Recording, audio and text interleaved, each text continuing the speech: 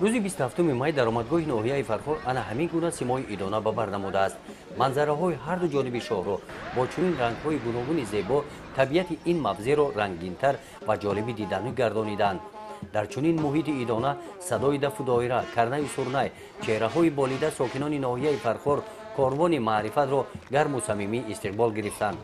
محتوای چهاربینی کاروان معرفت که با تجلیل 20 سالگی وحدت ملی در 10 جمعیت ناحیه میگذارد، این بالا بردن حس وطندوستی و بالابری صلح و وحدتخواهی ساکنان ناحیه، اینچنین به مردم فهمانیدن سیاست اجتماعی داخلی و خارجی مملکت و وظیفه‌های دیگر و دستگیری تشبس‌های سرور مملکت اوید به آب و سال جوانان اعلان شدن سال 2017 می باشد.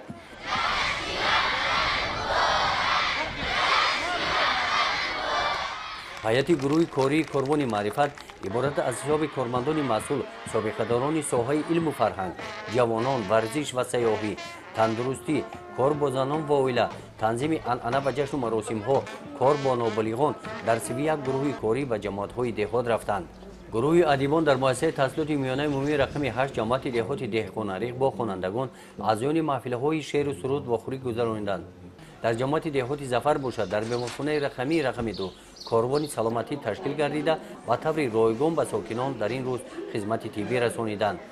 در مؤسسه تحصیلات میانه عمومی رقم 38 به نام احمد دانش باشد گروه کاری به رفت آمادگی‌ها به دوره زمستان گذرانی شناس گردیدند. در این مؤسسه تعلیمی برای آموزش تکنولوژی اطلاعات کامپیوتر همه شرایط‌ها مهیا کرده شده است. خوانندگان از چنین امکانیت‌ها طور معلوم گردید و طور وسیع استفاده می‌نمایند. در مؤسسه تحصیلات میانه عمومی رقم 15 عائله‌های بهترین جمع آمدند.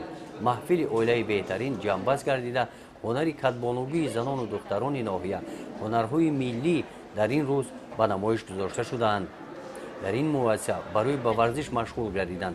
ترغیب و تشکل طرز حیات سالم در تالار ورزشی شرایط‌های خوب مهیا کرده شدند.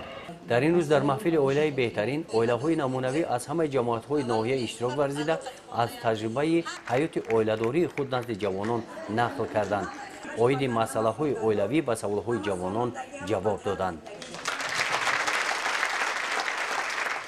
کاروان معرفت در ناحیه فرخور به روز سرحدبانان راست آمد. بخشیده به این روز گروه کاری به دیداربینی سربازان و 4 دیدبانگاه سرحدی با دسترخوان ایدانه تشریف آوردند. با شرایط خدمت جای خوب سربازان از نزدیک شناس شدند. سربازان را با دسترخوان ایدانه و طعام‌های ملی ضیافت داده به روز کسبیشان سربازان و افسران را تبریک نمودند.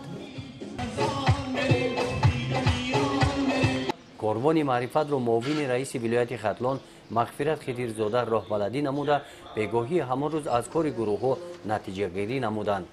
کاروان معرفت بخشیده به تجلیل 20 سالگی وحدت ملی به دیگر شهر و ناحیه‌های ولایت سفر می‌نمایند. گزارش خواجه نظریف خدای نظر ظهورов از ناحیه فرخور برای برنامه اطلاعات نوید.